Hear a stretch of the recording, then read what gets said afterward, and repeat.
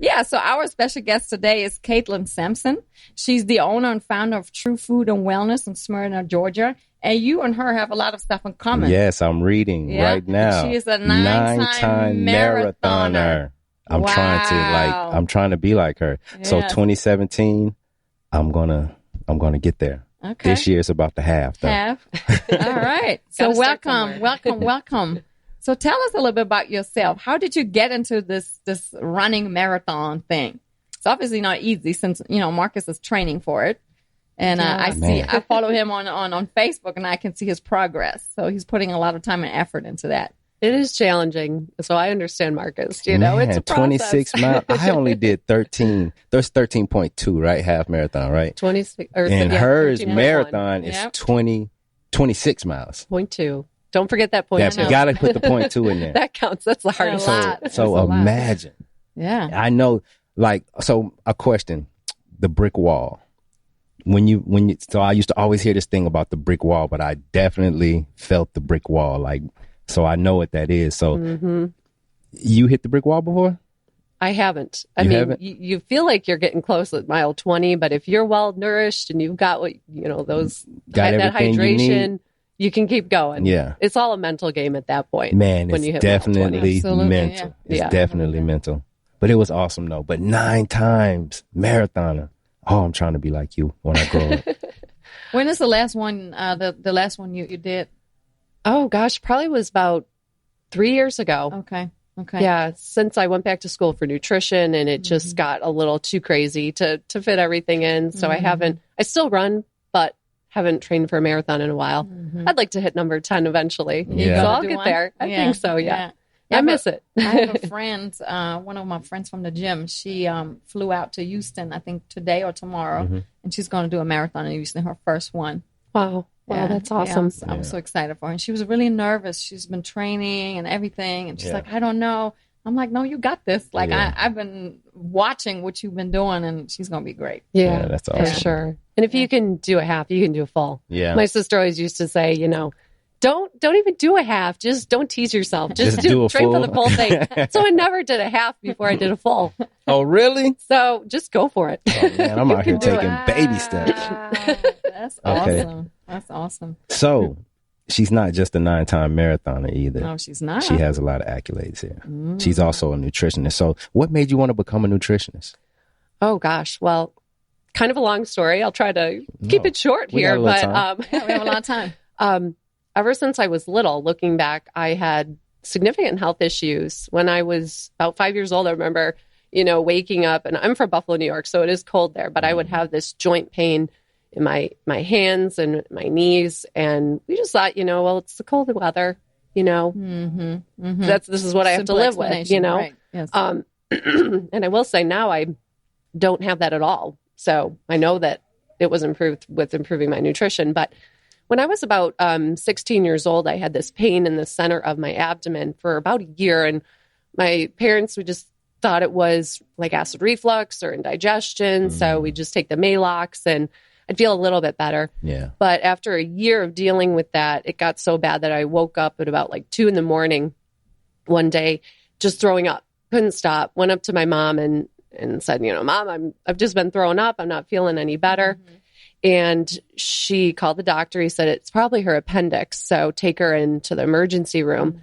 Well, it wasn't my appendix. It was actually that my gallbladder was full of sludge, they said. And one of the stones was passing through into my pancreas, causing pancreatitis. Oh, wow. They said if you would have waited any longer, you would have been dead.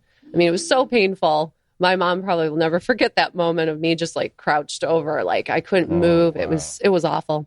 And at that point, you just really wish it could just go away. Whatever you have to do, just give me the pain meds, whatever. Whatever. Yeah. So was it at that point that you went full steam ahead with changing your nutrition and becoming more healthy, or I wish. Or did it take a little time? It took time. Yeah. I had the gallbladder out and ate what I normally was eating still. And you were still young too, so you were still far from really educating yourself, probably. Oh, big time. No one ever said, "What are you eating?" You know, I grew up on a farm, ate lots of fruits and vegetables. We never went out to eat, but I was having a lot of foods that I was sensitive to that I didn't know till years later.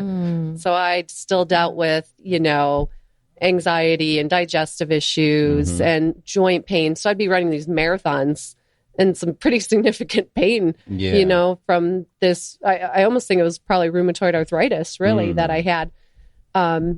So running helped a lot and with stress management and those kinds of things. But I still had a lot of those health issues, the digestive issues and whatnot. So what it took was actually not getting my menstrual cycle for a year. And my mom said, you got to go back to the doctor and figure out what's going on. And they said, you know, you probably have polycystic ovarian syndrome. They did some scans and saw that there's, you know, quite a few cysts on my ovaries. And they said, you know, here's some birth control. This is pretty much all we can do for you. Well, I felt like I was going to jump out of my skin at work. I thought I was going to kill somebody. It was like just not my normal self. And I thought, I can't take this anymore. And my sister said, you know, why don't you come to see this nutritionist with me? He's helped me so much. And I said, I will do anything at this point. I can't take this birth control. I feel like I'm losing my mind and I don't know what else to do. So I went to see him and I said, I will follow exactly what he tells me to do because that's how bad I want to get better. I was so motivated. And I knew that physically I'd see that sign of getting my menstrual cycle back if what I was doing was working. And 8 weeks later, it came back and it's been regular since. Awesome. He helped me clean up my diet and that just, boom, that just got me going. And I'm got like, your system back to natural functioning. Got the junk out. I thought, you know, when I saw him, he would be like, oh, your diet's perfect. Oh no, he was circling. And foods I thought were healthy just were not right for my body. Well, what were some of those? And I know we're all different, but what were some of those things that he like eliminated from your diet? Artificial sweeteners. Okay. Number one. Big one. Huge. I believe it. And Absolutely. I was a sugar addict. Huge sugar addict. I mean, I was the kid that would come home from school and grab the white sugar, and that was like Kool-Aid packets, mix them together, and straight up sugar. I'm not the only one. Everyone always looks at me like I'm crazy. I can show you a whole neighborhood. So those were two main things. And then eventually I started to be more aware of the dairy in my diet and the wheat in my diet and how those were affecting my health too. And it was a slow progression, but I was just able to just clean up all of that and have great energy. That was another thing. I never had energy. Always felt tired, especially at like mid-afternoon.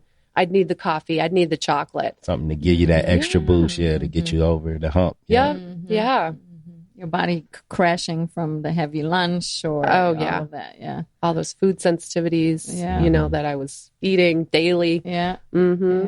So since you were able to heal yourself through this nutritionist person, then this made you go into the educational route and get your degree? Yeah. It took maybe a couple years, you know, after that. I had finished up with my master's in exercise science. So I was really focused on that field. But then when I realized all this about nutrition that I didn't know, you know, here I was just all into exercise, but how was I truly helping those people when I didn't have that full nutrition knowledge? You know? Absolutely. Absolutely. Cause I'm like a gym rat, you know what I'm saying? And I stay in the gym a lot. And I see that a lot of times with the trainers, like they prescribe certain things as far as working out, but when they try to tell you what to eat, a lot of times I'm just like, I don't know if that's what you want to be telling them to eat, but you know, different strokes, different folks. Yeah. There's a quote out here. I know all of you know it, but what the abs are made in the kitchen. They're definitely made in the kitchen. Okay. Not really true. And that was kind of like a question I wanted to ask you. So you were on both sides of it. You've been educated on both sides. So what would you say, or what is your opinion, fitness or nutrition? Like, which one is more important, do you think? If you're making me choose, it's going to be the nutrition. Yes, I like her. Absolutely. Yes. Yeah, it's I will say, when I was getting my exercise science degree, I remember a nutrition major saying to all of us as exercise science majors, you guys think exercise is the most important thing, but it's really nutrition. And at that time in my life, I was like, I cannot believe he said that. Yeah. You know, this is crazy. Exercise is the most important thing. But I had to go through my own health journey to really, I mean, years later, I'm looking back like, I almost wanted to find him on Facebook or something and write him and say, you were right. You know, I wish I would have listened then.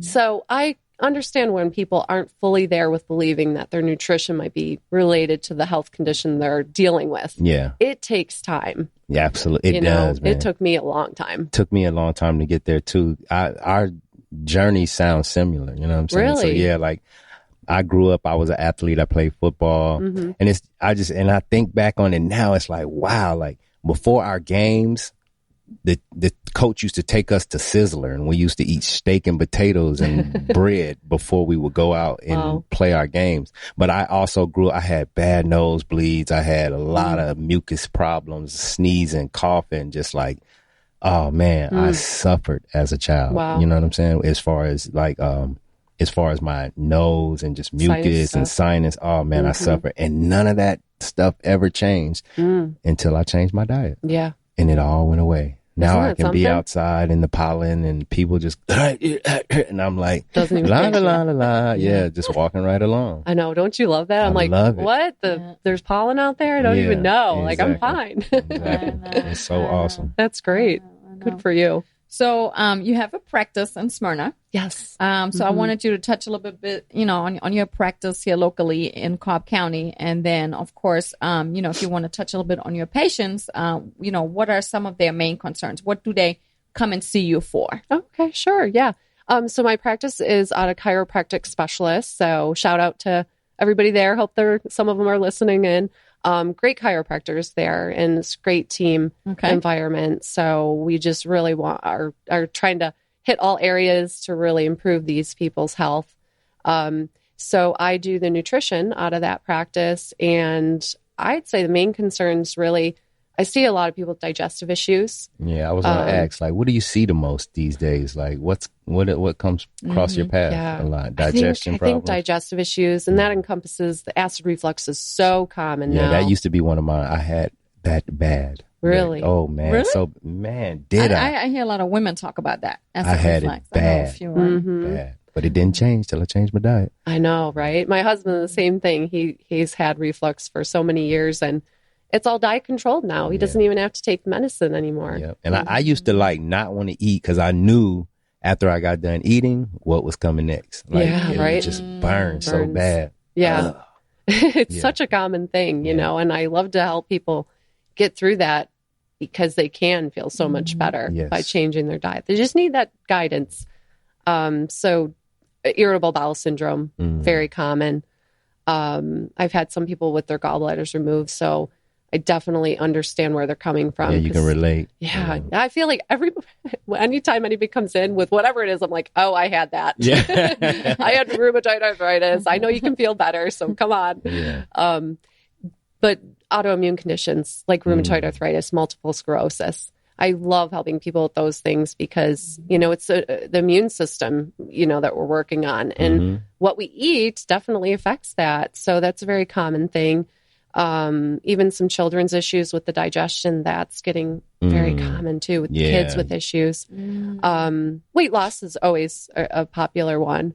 And I think those are the main ones. And female health, hormonal issues, very common. Do you see a lot of parallels to women, trying to lose weight and they just can't, they're stuck on a plateau and they just don't understand, even though they, eat clean or eat certain healthier foods, and this being related to hormonal issues? Oh, absolutely. Absolutely, right? Yeah, Yes. I mean, hormones dictate weight loss. So if we've got something going on with thyroid, adrenal glands, ovaries, uterus, these are our endocrine glands, our hormonal glands. So they might need some support. And also we want to make sure we're eating the right foods, clean foods, and foods that woman in particular isn't sensitive to. Yeah. When there's those food sensitivities coming in, you're just flaring up the body. Yep. So This is everybody's different. It's about finding that perfect diet for that person and supporting what glands need to be supported to help with weight loss. But it's possible. Just gotta, figure out where to start. Mm-hmm.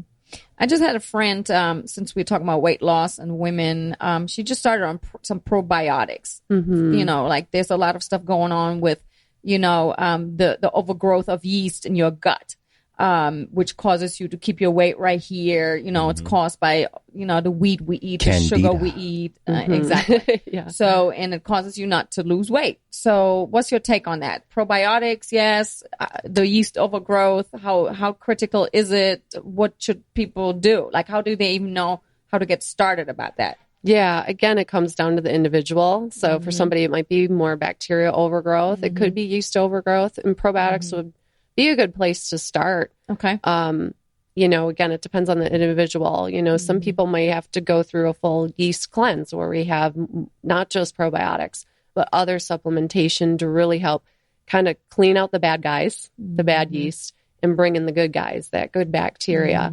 And that could be a 3 to 4 week process of cleaning that out, making sure the diet does not have the sugar and the grains in it, real kind of keeping it low carb, because yeast and bacteria love those kind of foods. So we don't want to keep them around. So yeah, I think probiotics can be very beneficial for a lot of folks. Could be a start, but there's more to it. Definitely a lot more to it than just taking a probiotic. Yeah. I think diet, a lot of it is just diet. And another thing too, why people need to come see you too, because she said earlier about people eating clean but still having these problems. But I think there's a lot of miseducation on what really clean eating is. Yeah, exactly. Yeah. And I find, the food sensitivities are such a big thing in my practice. One woman had come in with an interesting concern of, I want to breathe better. And I thought, oh my gosh, okay, how are we going to do this? Well, I'm just going to do what I normally do with anybody. We check for these food sensitivities. And in her situation, we just started removing one of those food sensitivities. In her case, it was wheat. So that's what we did for week 1.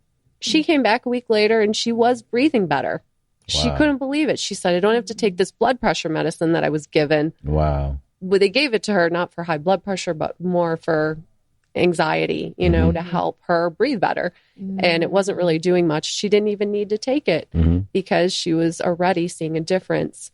So eating clean some people still might have that food sensitivity in their diet. And that's why they're not getting better.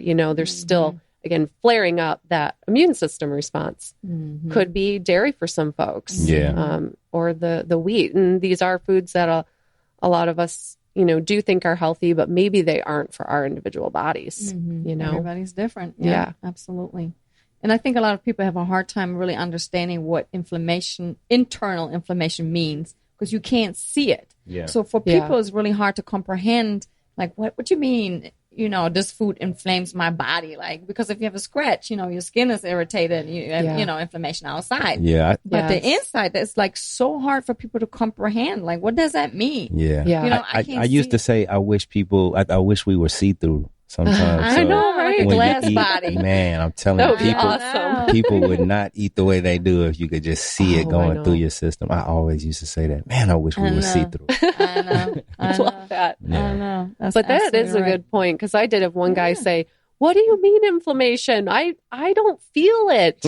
and I'm like, exactly. You're not going to feel it, but it is there. And, I can sometimes see it on the outside with the redness in the skin or the puffiness. And absolutely. I saw, that it went down. I saw less redness in this gentleman's face when he came back. And I'm like, we're getting somewhere. Even it's just a matter. Sometimes you don't realize how bad you really do feel till you feel better. And then you're like, oh yeah, I did feel pretty terrible. I heard you say something about blood pressure medicine. Like, as a nutritionist, how do you feel about like medicine? Oh, so good question. I mean, I think, we sometimes need it. One lady, I had her blood pressure was significantly high. When it's that high, you need something to quickly, we got to get that down, because that's not good.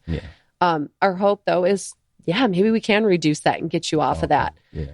But that might take a while, and that's okay. But if we can do something natural first before someone, I have a lot of people say, I don't want to be on cholesterol medicine, so let's prevent that. That's awesome. Then they haven't even had to worry about that medicine even getting prescribed, coming into their bodies. But if they're on it, we just work on what their goal, if that goal is to get off of it, let's work towards that because it's possible. Absolutely. What's your take on, I have a few friends who are not into the healthy eating or, going to the gym. Everybody's looking to this quick fix. Let me take a pill or let me have a surgery or let me take this wear this waistband thing, So do you run a lot into that? Like people are just so like cutting corners, shortcuts. Oh, yeah. Super teas. There are no shortcuts. You either, you really want to appreciate your body and you're going to do everything to maintain your health and try to have a long, healthy life, or there's nothing else to it. It's not rocket science. I know, right? Right. But I guess the media and the marketing of these different products, everybody's feeding into that. Like, oh, yeah, I can just, take a quick pill and 3 months later, I'm fine. Right. I mean, what's your take on that? Well, I think they say the weight loss industry is like $1 billion industry. And if it actually worked right, it wouldn't be $1 billion industry. Absolutely. So that's what all those programs are, this 30-day, fix or whatever. And, maybe it gets people started. But the main thing is if it is too drastic and let's say a stressor comes your way, you're probably going to go back to what you were doing. Absolutely. Because you can't handle keeping up with this whole new change in your diet and whatever stressor comes your way. So really, is about tweaking that diet little by little. And big changes can occur from that. I had one guy who was doing pretty high sugar breakfast, orange juice, flavored cereal, mocha drink, loading up on sugar. But, he's like, this isn't that many calories. And I said, let's try some more protein for breakfast. And he didn't even do it every day, probably 3 days out of the week. He also changed up some of his snacks from being like a granola bar to fruit, something easy could still pack. He lost 10 pounds in a month from just that. And the next time I spoke with him, it was like, I could hear how good he felt. He felt confident. He was ready to take the next step. And he had a significant amount of weight to lose, but for him to lose 10 pounds in a month by not even changing everything, that was awesome. And it was something easy for him. So it has to go with your lifestyle. That's all, I always tell my patients, like, what are we doing next? One little thing. Yeah, you can't change everything at one time. It's impossible. Yeah, that's too can't. Much. But everybody wants it yesterday. And I get that. Sometimes we are impatient. But man, it takes time. It takes time. It does. It's a process. Yeah. All right. So can I want to ask you about working with kids. Like, so how is it working with the kids? Do you get so you were talking about digestive problems with the kids or maybe obesity in the kids. Is that more difficult, you think, working with the kids versus the parents? Because the parents kind of dictate what the kids eat and do. So how does that work for you? Or do you see, like, with an adult, we can make up our mind. We got choices. I mean, as a kid, you got choices too, but it's really what mommy and daddy do, I mean, it's basically working with the parents. Yeah, most, because, and if they're looking at it as just, we need to do this just for my son, he's the one who needs to lose weight, it's not going to work. I've realized that so you kind of get everybody on a plan. Family. Family plan. I got you. Absolutely. Family plan for sure, because it's just not going to work, and, you can't expect, that I can just give those recommendations to a kid and he can follow through. He's got to have the food in the house and they're young, they don't, I'm sure they understand some of it, but that's a big responsibility for them. They need to have healthy choices readily available first and foremost, and see that mom and dad are eating that healthy food too. Yeah. And then I think, we touched on this before and with our previous guest, it's becoming, it has to become a lifestyle. So you, this is going to be who you are. Yeah. And then there's really no wearing off and being like, one day I do this and the other day I do this. No, once you really understand how it works and that it makes you feel so much better, Yeah. then it's really part of your life. And this is what you're Absolutely. going to do every day. Yeah. And I Yeah. think it comes down to that motivation. You know, if somebody doesn't really have that big why Yeah. behind it, they're not going to take those steps forward. So you've got to first and foremost, and I usually ask people that, or at least ask my forums, you know, how motivated are you? Because if you're not really motivated, probably you're not going to want to take that time to go to the grocery store and get that healthy food. And I know it's not always perfect, but definitely you've got to have the motivation to want to make those changes in your life. So what do you think is the motivational factor for your patients? Feeling bad. You know, I find that the ones that do the best are just kind of sick and tired of being sick and tired. Yeah. Yeah, that was me. That was me too. Yeah. I'm telling you that I think I shocked this nutritionist with how well I followed it.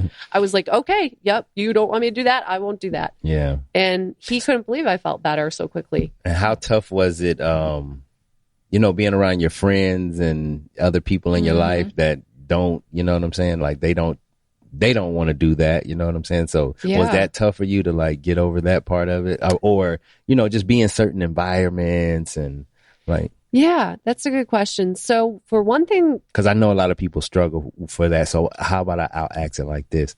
What would be your recommendation for people that want to do that? But, you know, we all have friends and family and they're looking at us Negative. like, I'm not It's gonna not do that. working. I'm Yeah. not going to do that. Or why are you doing that? You know what I'm saying? yeah. Well, I find that like I never go anywhere super hungry when I don't know the food Key. that's going to be there. Major So key. that way, if I like just can nitpick, and usually nobody really notices if you just kind of nitpick a little bit of those things, they won't be like, why aren't you eating all that? You Yeah, know? yeah. So I just always try to like not go in ravenous. That's probably the biggest thing. Or bringing a dish to that party.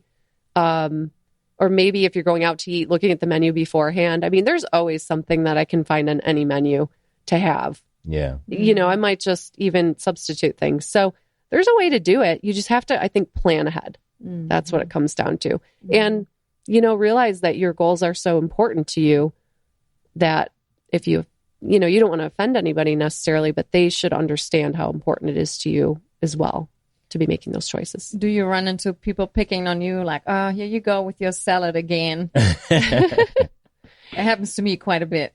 Does it? Yeah. I don't know. I guess it never really has been that big of an issue for me, really. Okay. I think people just know by now. Maybe it's been so long, they're just like, whatever, we're Yeah. done I think bugging that's her. me. Yeah. It's like whatever. now for Whatever. me. Yeah. Yeah. So thankfully my family's, you know, was all on the Supportive. program too. When Oh. like my mom and I actually went to see this nutritionist together. Okay. So that helped so much to know, like, we were all like trying to eat better. It made it easier. So the support has got to be there from somebody, whether family, friends, coworkers. That's going to help people, you know, make it through. And then in your role, I think what's really important in this health journey is to have accountability partners. Because if you're trying to really just do it on your own, I think a lot of people fall just back off. So do you see yourself in a role as an accountability partner? Because when I do the health coaching, that's what I become. Yeah. I'm not here to micromanage you or tell you what to do, but I'm really your accountability partner. I will pick your brain. Yeah. Why do you think you are having this urge of eating these 5 donuts? Like, what's really going on Yeah. inside of you mentally? What's blocking you from trying to eat some kale instead of this donut? Yeah. You know, so that, you know, and we talked about this before too, you know, the emotional eating, the binge eating, the boredom eating, you know, all of that. So how do you see yourself as an accountability partner with your patients? Yeah. I mean, just having that weekly meeting at first, you know, first I do meet with them pretty frequently Okay. to develop those habits and, you know, keep that food record for me for a week. And that alone is accountability, jotting down what they eat. They're able to see it too. And then they have to report back to me. So they do want to, you know, do their best. To get good And- feedback. Yeah, to get good feedback. And so I'm definitely an accountability partner, telling them, yeah, these are really good things you did, and here's what we can improve on. So I think that is so key. And that's a big part of why they're coming to somebody that they can talk to about it and get those recommendations. So you just said habits. So, and that's one thing, like when you're doing this over and over and over and you grew up like this and you made this habit. So how do we start making changes for these habits that we collect over the years? Yeah. Because a lot of it, I think it's just a habit. Ingrained in us, right? Yeah, exactly. Yeah.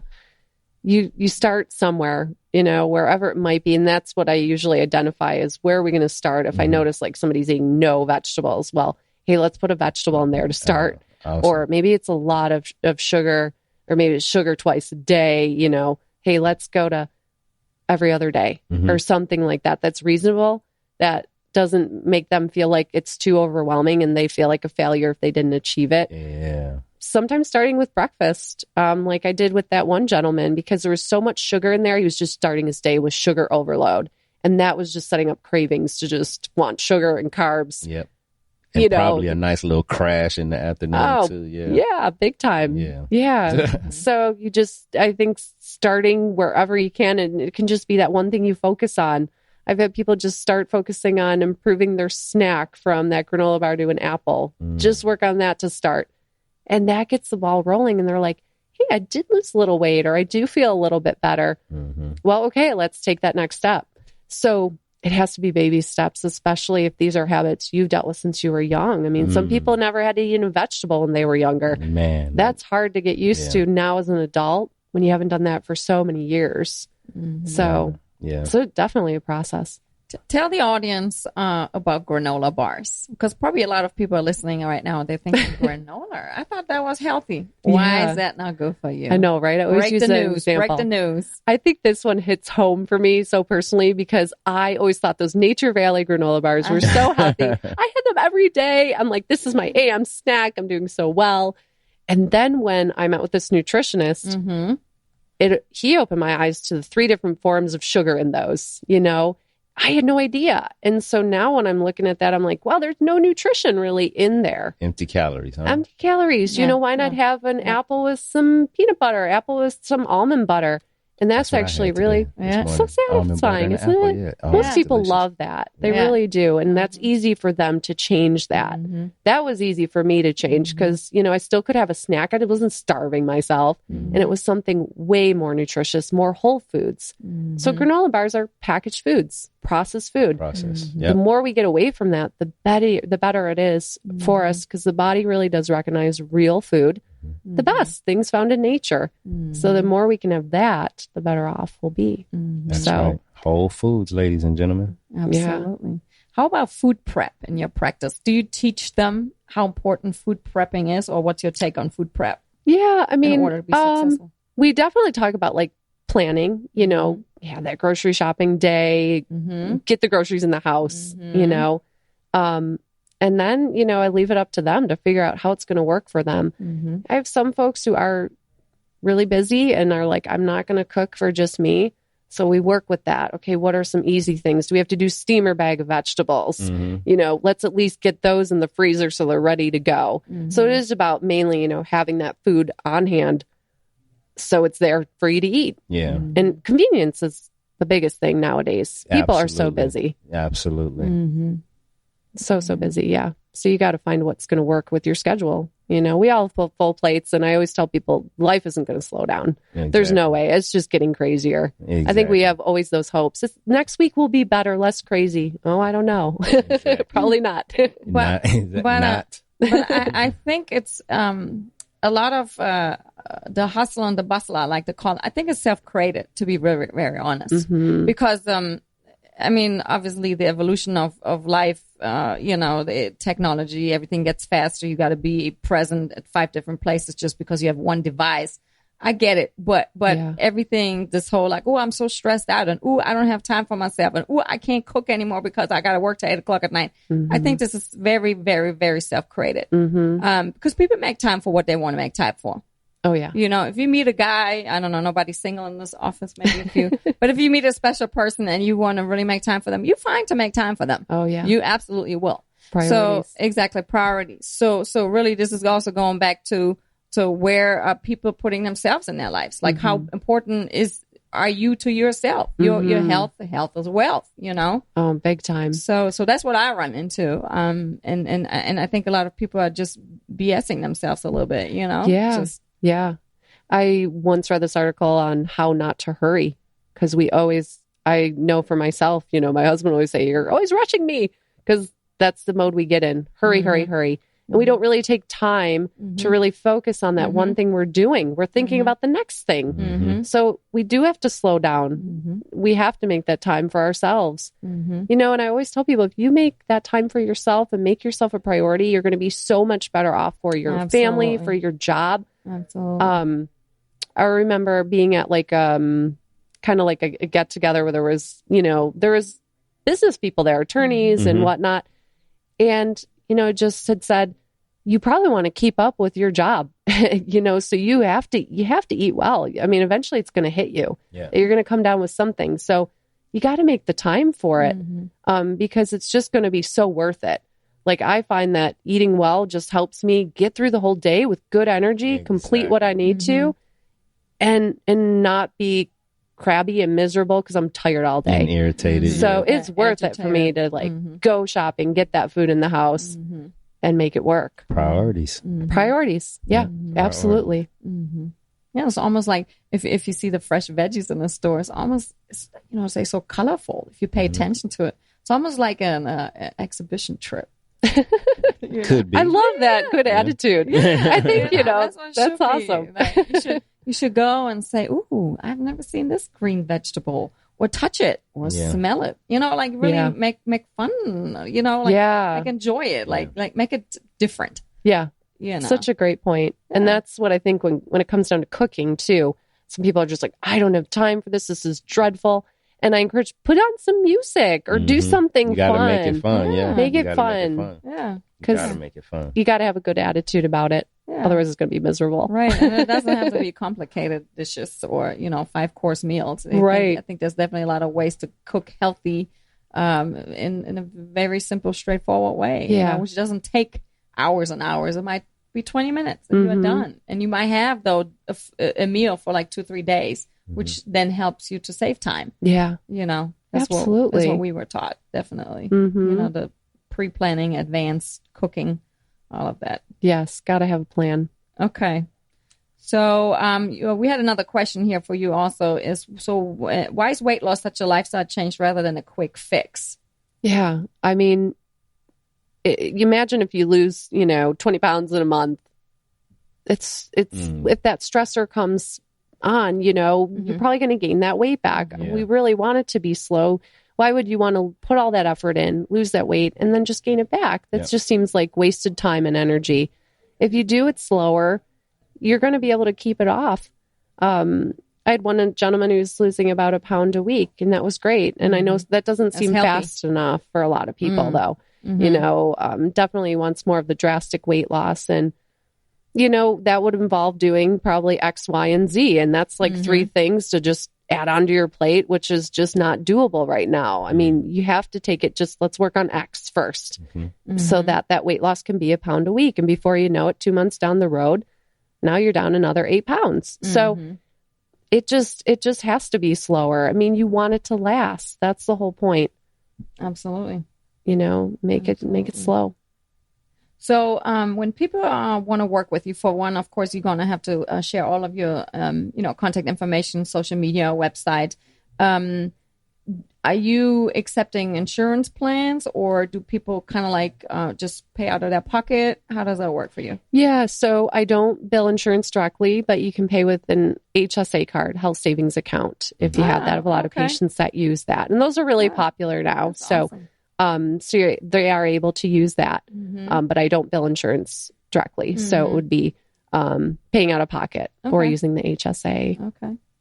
Do you get any cancer patients that come your way? I have not had any cancer patients yet, but definitely something that I would be interested in, exploring more. I mean, I think it can't hurt ever to work on better nutrition. Yeah. Absolutely. Especially going through that treatment, trying to, get in some good nutrition with going through chemotherapy or radiation. Yeah. I've worked with cancer patients doing medical research in the past with breast cancer and prostate cancer patients. So I have experience with cancer patients, just not so much within the nutrition realm. Okay. But definitely see the importance of it. Yeah, it's definitely. And I have a few people in my life that have cancer, and It's just weird to me. Like when you, excuse me, go to a doctor and, they want to treat you with chemo and radiation. It just seems like there would be like a nutritionist on hand for that patient to talk to.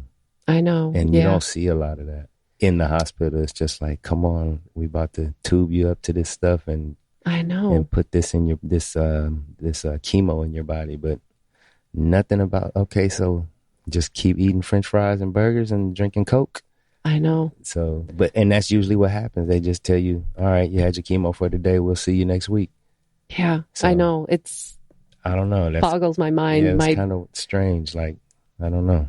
My dad had triple bypass surgery, and afterwards they were feeding him the white bread, white pasta, and my mom would call me up like, I cannot believe this. Exactly. What are they doing?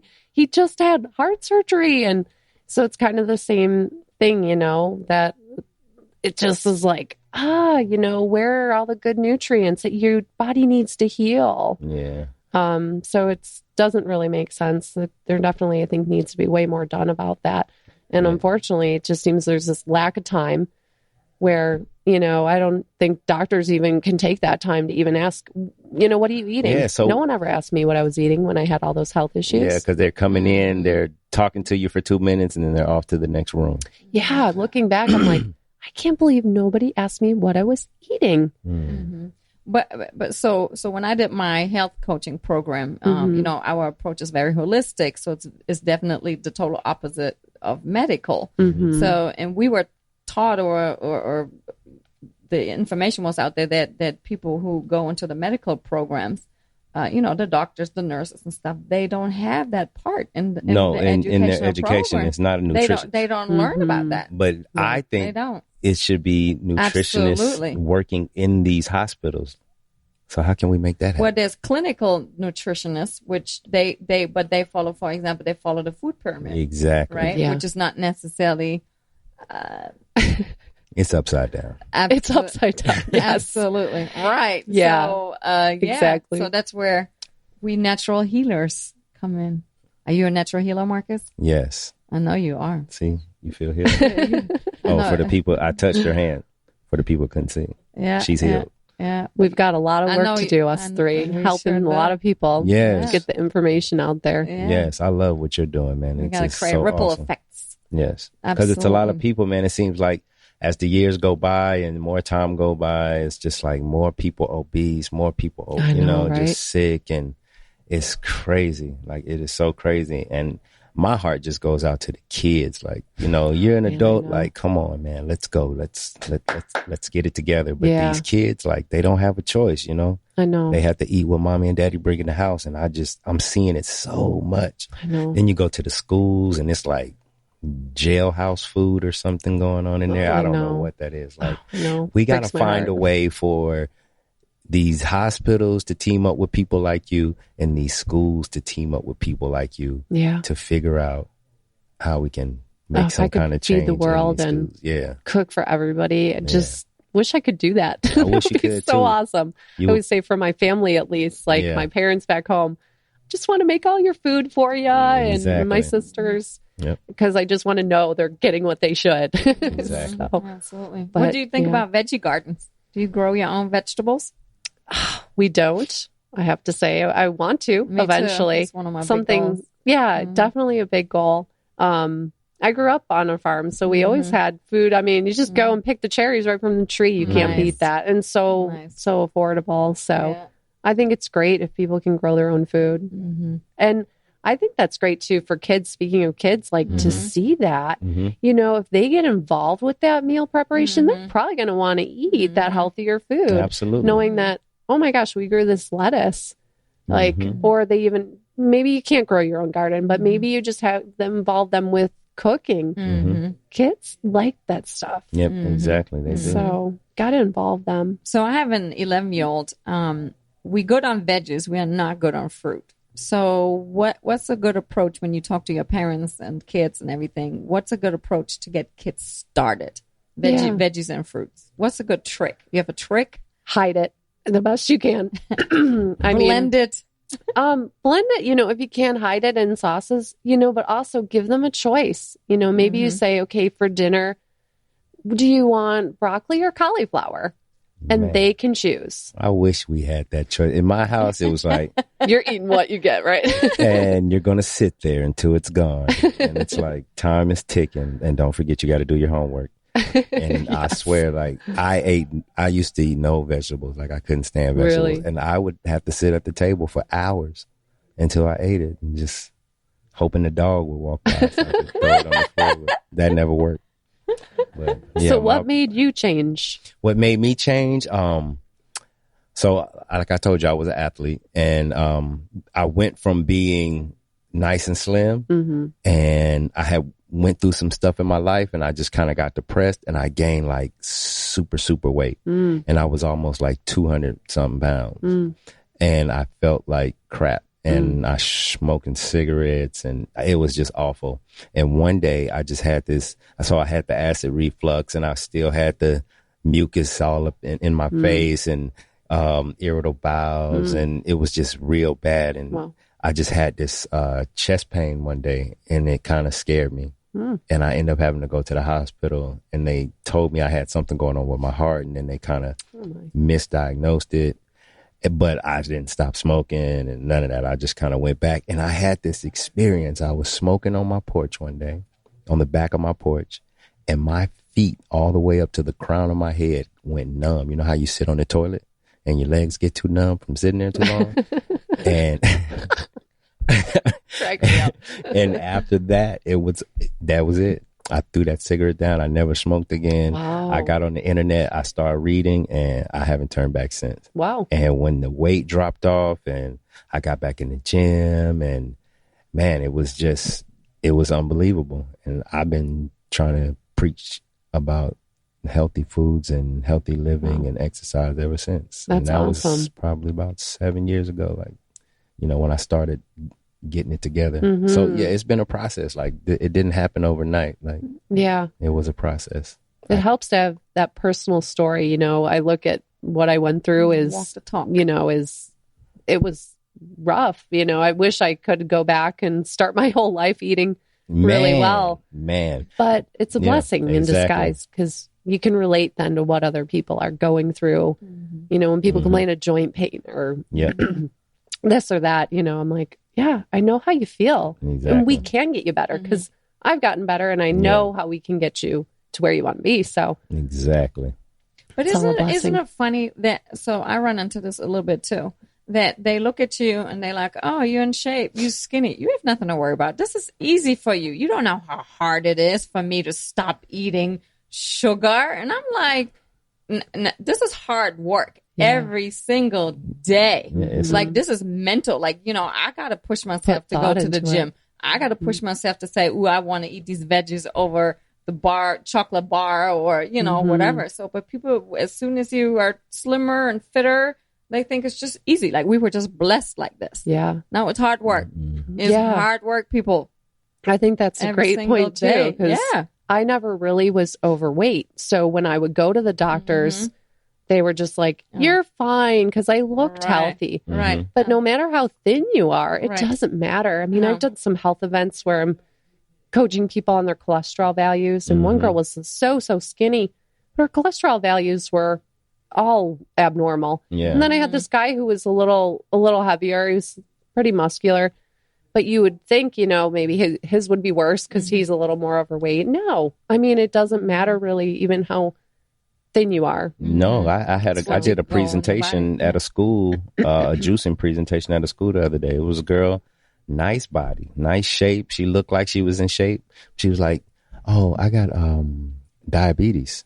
Wow. And I'm like, just looking at her like, you got diabetes? Like, just looking at her from the outside, I never would have thought she would have had, because she looks like she's like health. She just looks like health, Something, There's a medical term. I dated a doctor last year, and he told me it's a medical term. It's called skinny fat.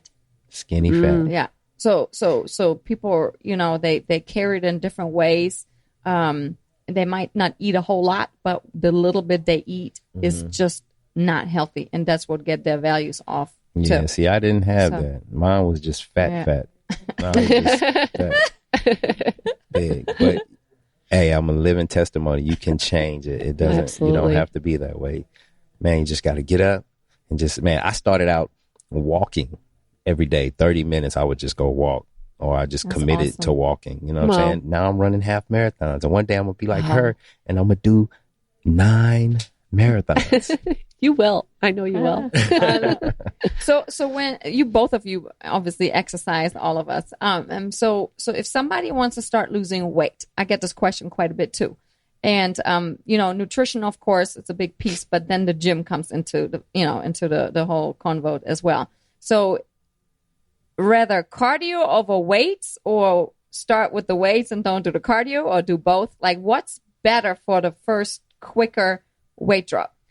To me personally, I think it's more in the diet than it is in the gym. So I would go towards changing my diet first. Mm-hmm. And man, forget the gym membership. Just go walking for now. Like, So it's man, it's been just start in the somewhere. movement, Yeah, in the just cardio. move. Just Yeah. move. Yeah. Yeah. It's Because something you enjoy burn doing, because you know? burn calories when you lift weights. Absolutely right. But I think if you really want to drop pounds, like 20, 30, 40, 50 pounds, you don't get around moving. And then we're to talking walk, about walk some more. And I see a lot with people going to the gym, people that are overweight. Once you get in the gym, and it's all these, like me personally, like I remember just being in the gym as a heavy dude and looking over, and it's all these dudes in there lifting. Intimidating. It's like, all right, I'm going home. You know what I'm saying? Like, exactly. Yeah. I can't do that. You know what I'm saying? And you just, it's a little intimidating. So, Yeah. man, start off on your street and just go walk. And I think it's mental. I think it's mental peace, because it's almost like meditation when you walk or run outside. Yes, or absolutely. fast walking or Yeah, it's whatever. definitely meditation. It's Yeah, definitely. it helps with the Yeah. whole,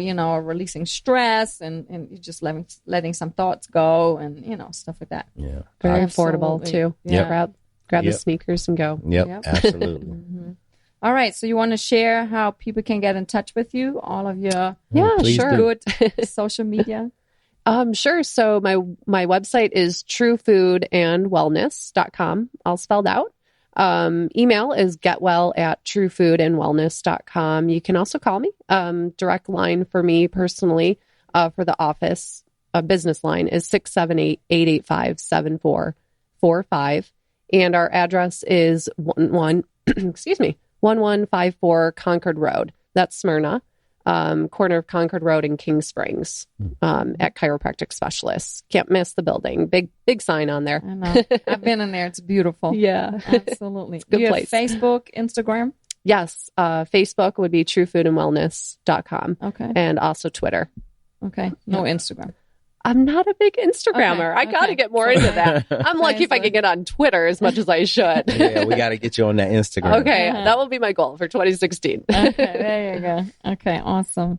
So with every guest we have, we ask all of them to mention their top 3 health tips. So what are your top 3 health tips? Number 1, I would say find your motivation. That's a good one. Motivation. Number 2, make it a priority. That includes making time for it. So time management, if you've got to sit down, and I've had actually some people keep a time record, and we've gone through that together of, okay, where can we carve out 10 minutes for your health goal here? Because I'm sure there's some wasted time, or there's something we can move around. Absolutely. People sitting on a couch checking Facebook and Instagram. Yeah. I mean, we waste so much 45 time. minutes Man, we instead do. of going to the gym. Yeah. Just waste the time right there. Yeah. Or you can walk and check your Facebook. There you go. Absolutely. Multitask. Us women, we're good at that. We could, Absolutely. Absolutely. not that you're not, but. Yeah, I got a little multitasking. And number 3, start somewhere. Add that other vegetable in. Just pick one thing that you can focus on to start. And then, after doing that for maybe 2 weeks, pick another thing. I mean, if you did that every week, that would be like 50 some changes, right, for the year. So Yep. that's huge. Yep. So just start little and fix one thing at a time. Try not to overwhelm yourself. I like it. I like it Start too. small. I like it too. One last question I have for you. Food sensitivity. We talked about it quite a bit. Can you mention, I think to make it just more understandable for the listeners, a few examples maybe either your own.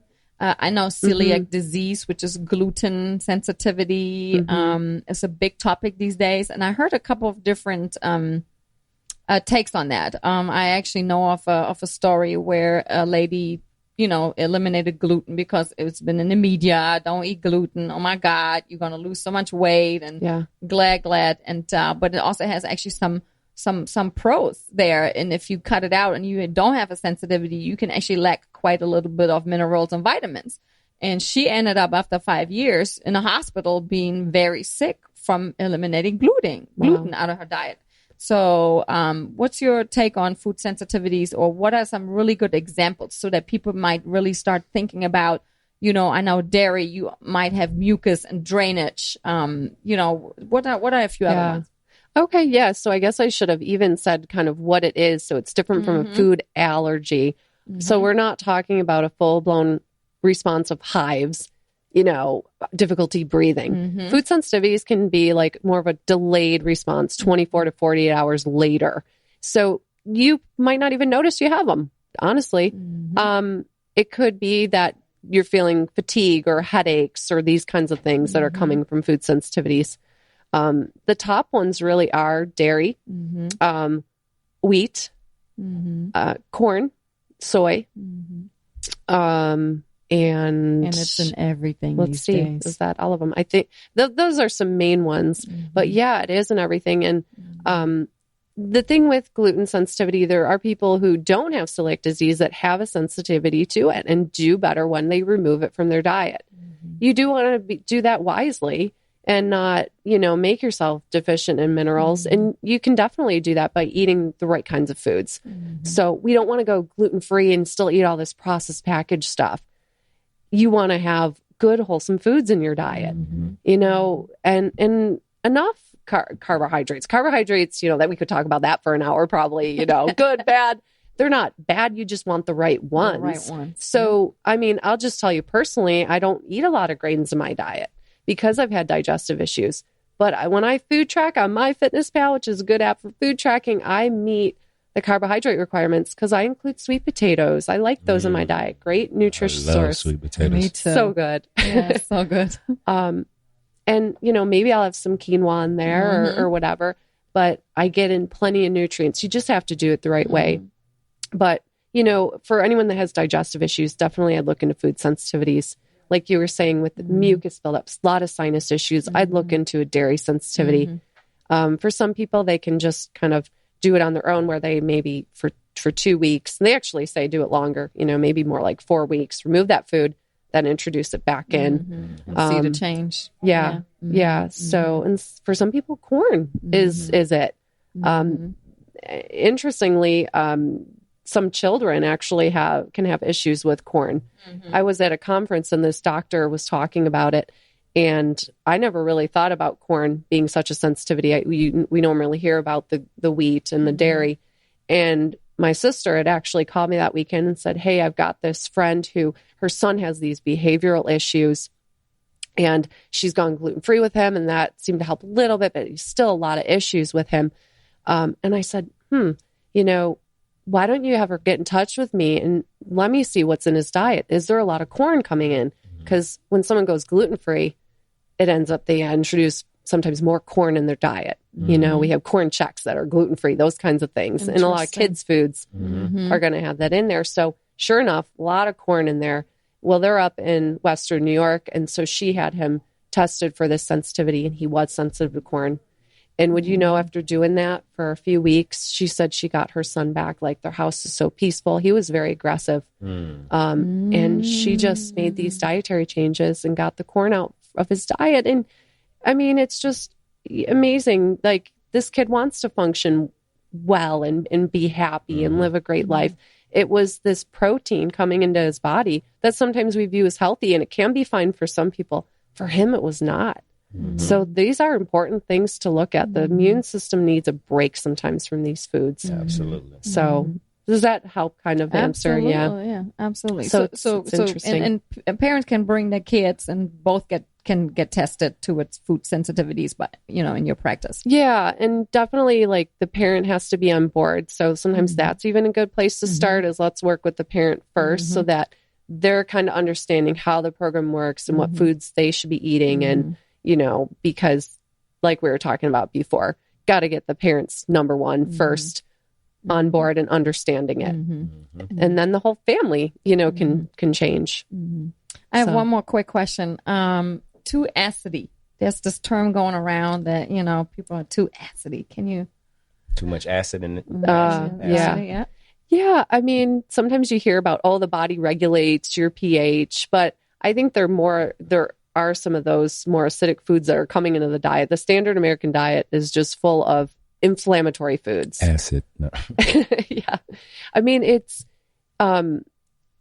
inflammation. That's what I kind of look at it as, that's an inflammatory diet with all the processed food coming in. So more alkaline diet, which is the opposite of the acid, would be your, getting in those good fruits and vegetables. Greens. Yeah. Your kale, your spinach, and help the body just kind of, bring down the inflammation. I call it kind of like an anti-inflammatory diet. Yeah. Oh, and speaking of, we're having a talk tomorrow. I'm doing a talk tomorrow on the anti-inflammatory diet at Chiropractic Specialist. So if anyone wants to come, 7 to 8 p.m.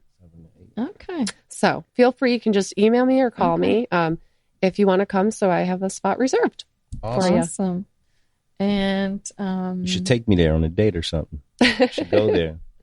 You want to go with me? Absolutely. Let's do this. We need to support Caitlin anyway. Absolutely. Yes. Let's get Awesome. educated. And we might be able to learn something we can implement into our businesses. Exactly. Yes. Get some knowledge. Knowledge is power. Well, Yes. applied knowledge is power. So yeah, I'm always down for I that. want to ask one more. Water. What's your take on water? Which water is the best? Because Marcus and I, we believe in alkaline water, right? I believe in water with a high pH. Yeah.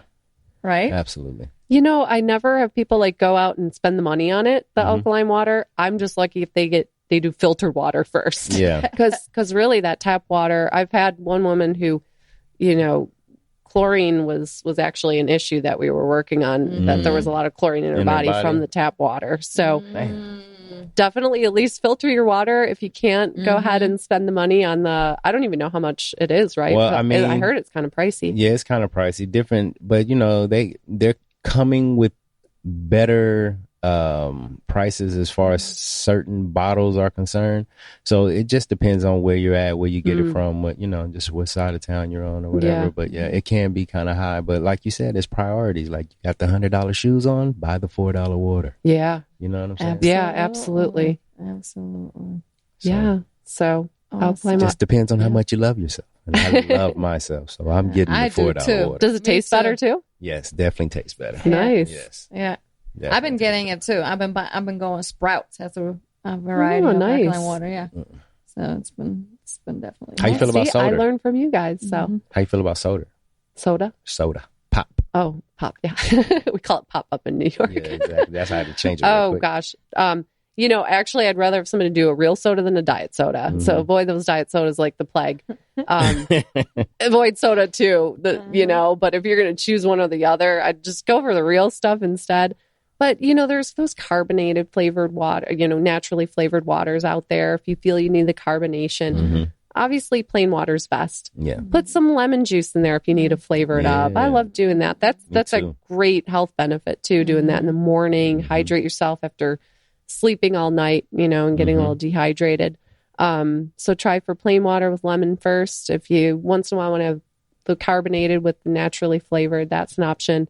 I've bought sometimes those, carbonated waters and added some flavored stevia drops. They actually have a cola flavored one. Sweet Leaf is the brand. And so that gives you that kind of feeling Soda like you're feel. having your Coca-Cola in a little healthier way. So that might be the first step to take. Try to wean off of those. Just sodas. drinking calories, that never made sense to me. I'm like, if I'm going to have the calories, I'm going to eat something really good, not drink it. Yeah. So Yeah. Not a huge fan of those, of course. Right. Good. Yeah. Absolutely. Me either. And I remember going to your practice. You teach and talk about supplements, right? You definitely have some referrals and what type of supplements to take and to help them to get them on the right track, right? Yeah. Your patients. Yeah. Whole food supplements. So those are pretty much ground up food in a concentrated form. Okay. We could probably spend an hour or two on talking about supplements, but the synthetic supplements out there are pretty much made in a lab. And again, your body recognizes real food the best. Absolutely. So ground up beets and stuff like that to help with the gallbladder. And that's what I focus on. Maybe some enzymes to help with digestion, just to get the body working, give it the support it needs from real food and good quality stuff. So there's usually a few brands that I'm pretty gung-ho on versus something from, GNC that might be synthetic. We do have to be careful of what supplements we're taking because it might not be doing anything for you then. Right. Awesome. Yeah. Fantastic. Thank you so much, Caitlin. Oh, thank you. I really enjoyed Thank you so much for inviting so me. much. Yeah, this was awesome. This is so fun. You guys are great. And your passion, I can just see it in your eyes, when I first met you guys. And so it's really nice to be with people that are just wanting to be healthy themselves and help others. Absolutely. So thank you so much. Yes, All right, listeners, get a hold of Caitlin if you want to change your diet. Thanks for listening too. All right. Thank you, Cobb County. And we will see you next, or you'll hear us next month. Absolutely.